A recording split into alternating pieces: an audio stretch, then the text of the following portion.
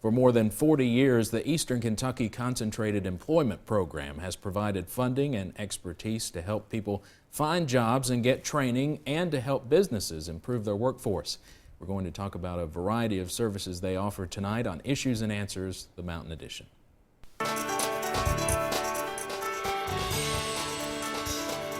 Issues and Answers, the Mountain Edition, is sponsored by the City of Hazard. Come home to the mountains. We're happy to have with us tonight Michael Cornett and Trish Adams with EKSEP. And first, I'll just let you guys kind of tell me what you do with the organization. First, Michael. Thanks, Steve. In my position, it's a lot of different hats on any given day of the week, but one of the things that we do is handle the internal and external communications and communication planning and strategy for our agency, Eastern Kentucky SEP, but also dabbling into different things like some grant research and occasional grant writing and just strategic planning work and things that help chart out the future course of the organization and the short term and the long term, working closely with our administration to help make sure those things stay on track and move forward in the right pace. So it's a lot of stuff. Trish? Well, I am industry liaison for EKSEP, and I work with employers all over the Commonwealth of Kentucky and beyond, assisting them with their workforce and recognizing job opportunities. And if you think Trish's voice sounds familiar, you worked in radio for quite a few years here in Hazard, right? Yes, I did. Michael, obviously the EKSEP map, it basically covers the WYMT coverage area with the exception of our far western counties like Pulaski. But you are one of several workforce investment areas in the state. What do folks need to know about the area you serve and your partnerships with community action agencies? Well, the area that we serve is a very large one. It's one of the largest in land mass out of all the local areas in Kentucky, around 500,000 citizens in that particular area. It's the eastern coalfields. It's the farthest east of all the local areas. We have some of the obviously highest poverty and barriers in the entire state of Kentucky, so there's a lot of need and a lot of challenges there that we're there to help people meet in terms of getting them back in the workforce and then helping employers find the right people for the right jobs. You know, our mission is to prepare, advance, and expand the workforce, and we really look at serving both ends of the workforce equation when we do that. We can't do that alone. It's a large area, like I said, so the partnerships that we have with our community action programs are key because those 9 organizations have staff on board at each that really are our boots on the ground throughout our 23 county service area. They're the expert career advisors who meet that job seeker where they are, help assess them where they are, figure out what they need to do to move forward, and then help move them forward from there into a new job or a new career path, whether that's through short-term training or long-term training or through whatever mechanisms that we can bring into the picture. So without them, we could do what we do, and that gives us that full regional reach. And again, there's 9 community action programs, and we're proud to partner with each of them. And now you have career centers in all of your counties, or most of them? Yes, that's right. And we are part of the new statewide umbrella brand, the Kentucky Career Center. But we have our job site facilities and have had for many years, but now we are the Kentucky Career Center Job Site Network. And that expands throughout the entire 23 county region. So when people who are looking for work or out of work or want to get new jobs and want to interact with us and interface with those expert career advisors, they'll go to a Kentucky Career Center Job Site Center in one of our 23 counties. Here in Hazard, we have a comprehensive center up on Roy Campbell Drive that used to be the old Perry Manufacturing Facilities. It's a huge building. All the state partners in the workforce system all converge there. We're there. That's the site of a lot of the job fairs Trish will be talking about here in a minute, and it's really ground zero for workforce development in a big part of our service region. But we have others too. We have Pikeville, we have Pineville, and people can get those same services there as they can at the Hazard facility, because we try to pull as many workforce partners together in one place as we can, so people don't have to go around the town looking for the services that they need. And you also have a lot of partnerships with educational entities like community colleges, right? Oh, absolutely. Part of what we do is help people get training. We help them find the short-term training and long-term training to get into new career pathways. The KCTCS partners are invaluable toward those efforts. Big Sandy, Southeast, and Hazard community and technical colleges, because a lot of times they're the ones who are the training providers.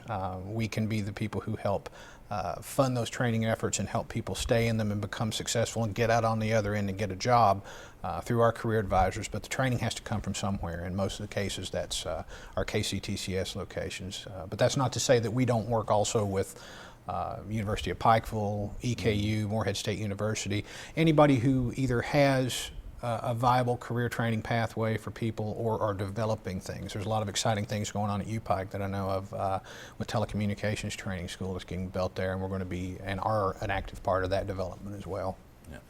Yeah. You not only help folks who are out of work, but you have business services too. Trish, tell me about some of the ways you help employers. Okay. My team, we have a team of business service reps all over the EKSEP region.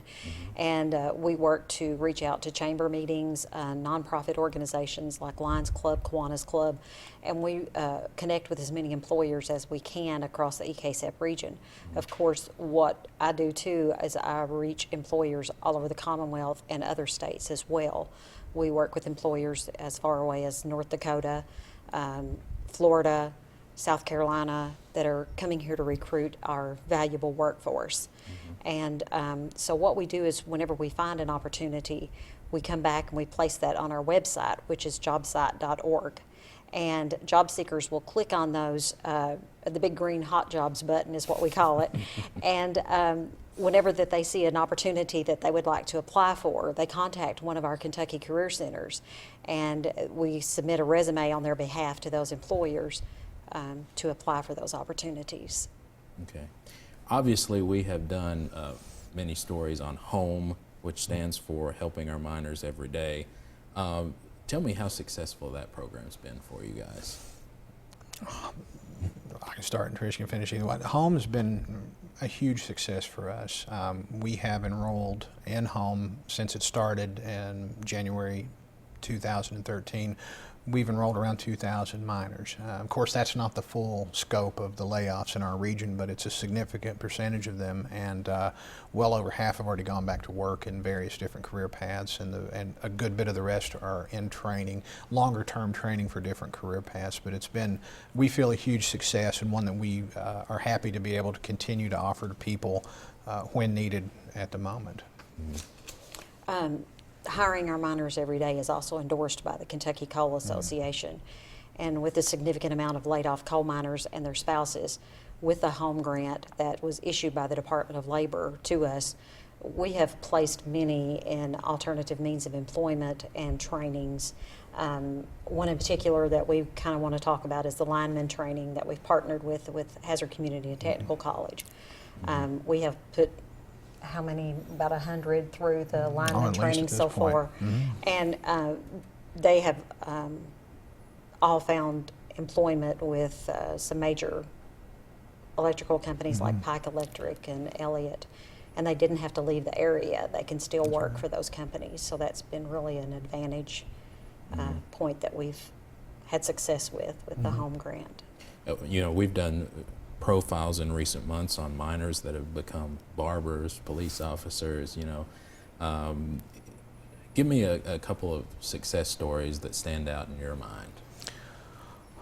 Well, I can start with one that's still fresh on our minds, and that's of Chris Sexton from Letcher County. Chris is a volunteer fireman, but prior to that, Chris was a long-term coal miner. His family had been in coal mining, several generations deep. It was in his blood, but like so many other people, he was laid off suddenly back in 2012. So he was one of many people that we've served in that regard, and Chris has been able to go through HOME with our assistance and retrain to become emergency medical professional, paramedic. and hopes to get all of that cleared and get his training behind him and get a job, perhaps with a hospital in the region. But obviously he's not had to leave. Chris is overjoyed to have had that, and Chris actually was recognized at the White House by the U.S. Secretary of Labor, Tom Perez, back in January of last year for having been that kind of a success story. They had him up there with several other folks who had gone through National Emergency Grant Training Initiatives and retrained for completely different career paths after major layoffs at their employers. So we were overjoyed to see Chris get up there and get to stand with his wife Chrissy, who works with us at EKSEP, and be recognized at the highest of levels. And the president was there, the vice president was there, so it was a huge event. And Chris always sticks out in my mind.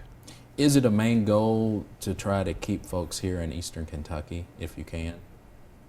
If we can, we try to find those opportunities within our region, and if not, then we try to find opportunities that we think that they might be interested in. For example, Averitt Express hired a diesel mechanic that was laid off from the coal mines, and he is now working in Lexington at the Averitt Express headquarters as a mechanic, and his wife is a culinary chef. So at the Marriott, so that was a success story too. So, and we've also been working to put these folks through CDL training, because truck driving is very well known right now for having a shortage in the workforce. So we've been working with that as well. And I know you guys have also helped laid off miners get other coal mining jobs, maybe in Western Kentucky.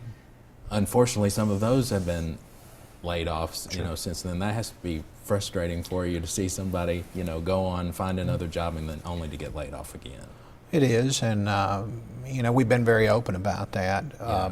We still value our partnership with Kentucky Coal Association. Obviously, we work with them at these job fairs because, again, the bottom line at the end of the day is getting people back to work, and there is a sizable percentage of the people who have been laid off in coal who prefer to remain in coal if it is at all possible. So when those opportunities have come about, we've tried to assist those companies in pairing them with our very experienced coal workforce, those that want to remain in coal. There are many who don't, but so yes, it upset us to see all of that happen, and we've already reached out to our counterparts in Western Kentucky to assure them that we're here for any of those people. I think there were 151 miners who were hired by those companies in Western Kentucky to go there and work. If they have to come home, we're there for them. They're being handled at this point by our counterparts in Western Kentucky since the layoff occurred out there. But we're here to serve them in any possible way that we can should they return back home to Eastern Kentucky. I'm curious, are you finding more laid off miners coming in for help, or has it slowed down any? I think it has slowed down some, because a lot of them have relocated to take a mining job. And, we're finding a lot of the coal companies in Pennsylvania, Southern Illinois, that are coming here to recruit this valuable workforce, because they know that these coal miners, they're not allergic to hard work. They will work hard. And so that is a very positive thing about our workforce here. You guys obviously have job fairs all the time. Is that something you're doing more of, and how can folks learn about these when they happen? Go ahead. Well, we usually have 2 job fairs, mega job fairs, multi-employer job fairs per year. And we're possibly working on one maybe in April, and we usually do one in August. And we invite employers to these events throughout the EKSEP region, and we advertise those extensively. Of course, we use WYMT for that. And if an employer contacts us and they have an immediate need, then of course we schedule an impromptu job fair for them. So it's just any given time that we can do a job fair. And this is one of the reasons that we reach out to the folks that we have enrolled at the Kentucky Career Center, is because they know firsthand when these job fairs are going to be taking place, and when we find these opportunities as well. But anytime anybody is interested in that, we always post those on our social media outlets, and that's facebook.com/EKCEP and JobSite as well. We keep those up to date, up to the minute. Whenever those are there, we'll post our flyers, and we use that as our bulletin board almost on the spur of the moment, because as Trish said, some of those job fairs come about we won't have one day. The next day we may have 2 scheduled. It's just happened here recently. So it's up to the demand of the employers. And as she said, the mega job fair was mega. And we had over 45 employers at the job site and over 300 attendees for that to apply for jobs with many, many different companies. And it's one of our bigger recent success stories in addition to some others. But we're real proud to be able to offer those to people in our region. We keep hearing that the economy is improving nationwide. We still have, all the counties when the unemployment numbers come out, all the counties with the highest are in eastern Kentucky, Sure. just about. Are you seeing any type of improvement in the economy here? That's tough to say. The thing that everyone has to bear in mind when they see the rates and the statistics is that those don't include the people who have been discouraged and have given up looking for work. Right. So there are people who we know are out there who, again, they're not actively job seeking.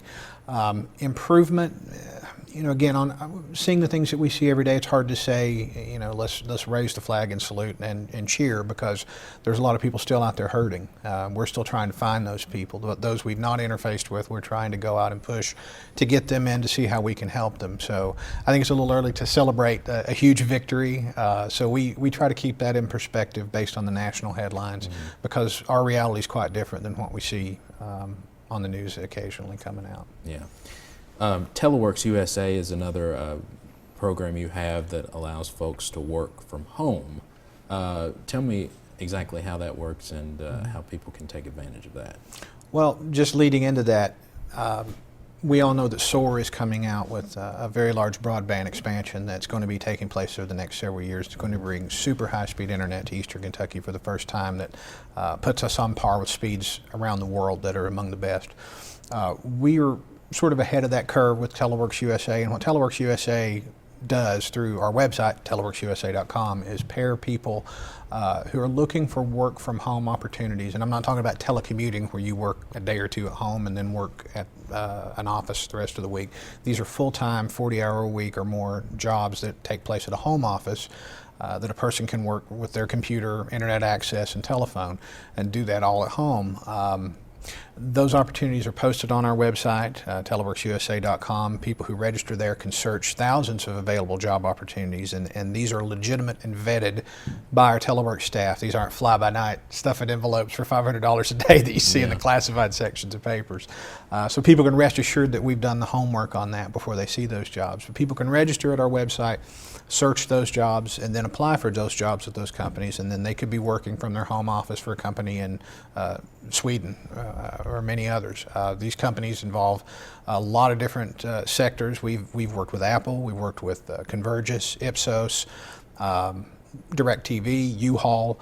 A lot of them have frontline customer service needs, and instead of building bricks and mortar facilities nowadays, they're having people telework. So if we can be the conduit that those people go through to reach those telework job opportunities, we're just very, very pleased about that. So it's been a big success. We've got about 5,000 job seekers registered as of the first of this year, after only having been in the Teleworks USA incarnation for 1 year. So we're pleased at that milestone and looking forward to doubling that and moving forward quickly. You hear people say there are no jobs in eastern Kentucky, you've got to move away to find something. It sounds to me like one of your messages is there are jobs out there if you're willing to work and find them and maybe get retrained. Sure. Yeah, there are opportunities, and we are a source for that training. We are a source for the career advising that can help people learn what their training ought to be and what their next step ought to be. I mean, that's the thing that separates us from just a headhunter service or a job service. We don't just throw a list of jobs at people and say, go apply. We work hand in hand with these clients that we enroll who are desperately looking for work, and we help them do assessments and discover their skills, their abilities. We help them learn how to get in line for the right kind of training. Our career advisors go above and beyond. If someone's in training and doesn't have the proper attire, they'll take them to Walmart and help them shop for it. I mean, there's a relationship there, and again, that sets us apart from just a job placement service, and I think it gives us our niche in the region to help people get back to work. That's different than anything else. And another thing we do, Steve, is Job Club, and we're getting ready to launch the 2.015 curriculum. It's an 8-week class job seekers can come to, and they network with other job seekers, workforce professionals, and even employers. And when they come to these meetings, they also learn of opportunities and job fairs. They get firsthand knowledge of that. And our career advisors implement a career action plan to get them ready to apply for those opportunities or to get them trained for the opportunities. Yeah, I'm sure you get folks that may have been in a job for years and they just don't know where to begin to start over. They don't know how to do a resume. They don't know how to apply, and I'm sure you guys help with that, things like that. Yes, we do. And everything we do is free for employers and for job seekers. Anyone that enters our doors that wants a resume or just needs some assistance in some training or whatever, we assist them with that information absolutely free of charge. And now would be a good time. I think we've already put it up a few times, but we have the phone number and the website, and it has a ton of information. I looked at the website last night, and so you can see those on your screen there. Just go over those real quick if you would, if folks need more information. Absolutely. We'd steer them to our website first and foremost. That's www.jobsight.org, jobsite.org, because that's the clearinghouse for all the services we offer to job seekers and employers. And then we also have, for coal miners, our toll-free home hotline, and that's 1-855 help me out, Trish. It's on the It screen slips. there, Oh, it's on but the I can't screen. read Good. it. Okay. 466-3690. That's HOME. Yes. Sorry about that. But yeah, that's a toll-free number people can call and find out about home and reach out to our staff people. And it's actually Chris Sexton's wife, who's going to be on the other end of that. So you're going to be talking to a person who knows what she's talking about and can she's relate lived to it. people. She's lived it. That's right. And we believe in that. We think that's Yeah. good. And then again, of course, our social media outlets, Facebook primarily, and that's facebook.com/EKCEP. You are advertising a new career opportunity called BitSource. I was reading about that last night. Had no clue what that was about. So explain that. Well, BitSource is something that we're really, really excited about right now, and it does tie back, as I led into TeleWorks, to SOAR and to economic development and expansion, and moving the area in the area of a digital economy, a knowledge-based economy instead of a bricks and mortar economy.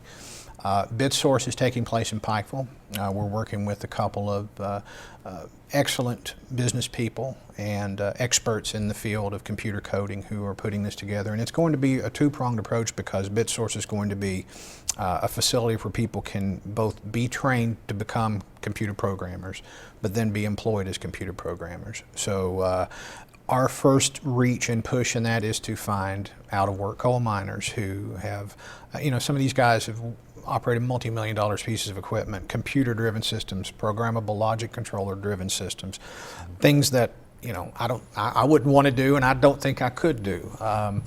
So they have the chops to think about things in that way. They're logic-based, they're problem solvers by nature, and those are traits that fit with a computer programmer. Now, granted, you can't just jump into that world. So where BitSource comes in is to start with a 5-month training component that's very hands-on, very much full-time, 5 days a week, to get people from where they are going in, to get them trained as junior coders. And then that's followed up by 6 months of on-the-job training there at the BitSource firm, where these people will actually be doing code for people who need it. And when I say code, I'm talking about app development, computer game development, website development, and it could even grow into things like databases that run healthcare systems, big clients, major projects. But our business people know and knew that coding was going to be an emerging occupation in the country.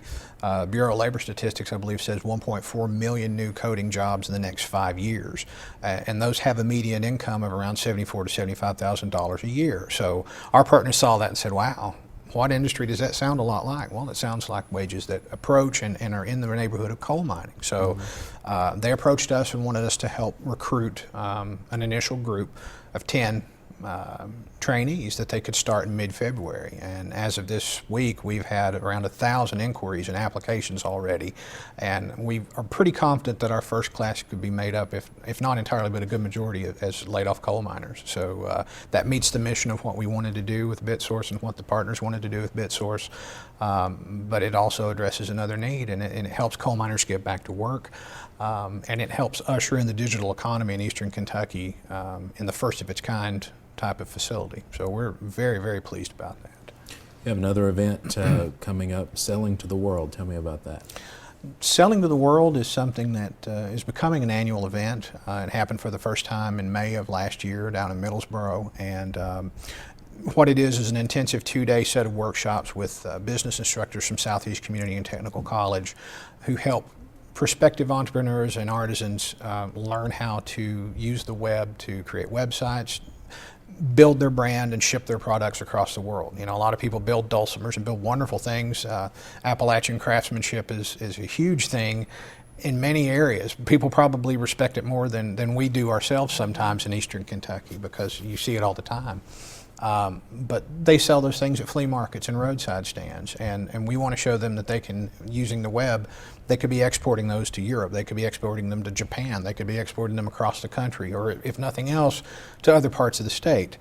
So that was the genesis of Selling to the World. That's going to be happening again in May down in Middlesboro. But a new component that we are going to be introducing is taking that concept and making it a very intense mentoring relationship for about 15 people, at least 15, and it should grow from there.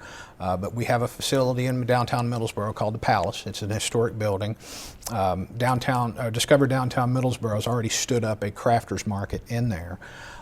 So we're going to have those 15 people when we build that group and get our director hired for that and our assistant. We're going to build that group, and they're going to meet there every day. The experts are going to help shadow them and really lead them by the hand every day. If they don't know how to do books, they're going to train them how to do books. If they don't know how to build a website, they're going to do that for them and with them, with the hopes that after that 2-year training period with that small group that they have stood up a business, they're shipping, they're doing their things, they're making money. We have a curriculum that is sustainable and ongoing, and then the next class can start. So we're just very thrilled at that because it's not just workforce development, but it's economic development. So that's a world that we're getting more deeply involved in than ever. Believe it or not, we only have a couple minutes left. Wow. So anything else you guys definitely want to mention that we haven't talked about already that you're doing, or anything coming up in the future? If there's any employers out there that need assistance with their workforce, I would appreciate it if they would just give me a call and give us a try. I think we might be able to help them. Obviously, it sounds like what you all do is very rewarding, and I'm sure you feel that way about what you do every day. Very. It's Yeah. very rewarding. Well, there's nothing quite like it, I don't think. I mean, and I've been lucky enough to be with XCEP and do this twice, and I can't envision myself doing anything else for anybody else. It's addictive, and it's wonderful, and there's nothing like changing people's lives and really seeing that happen. It's not just a slogan, it's the truth. We're doing it every day. All right. Michael, Trish, thank you very Thanks, much Steve. for being here. Thank you, and Steve. talking about all that you have going on. And again, let's put the numbers there on your screen and the website. If you need more information, there's all kinds on their website. That's going to do it for Issues and Answers. We'll see you back here next week.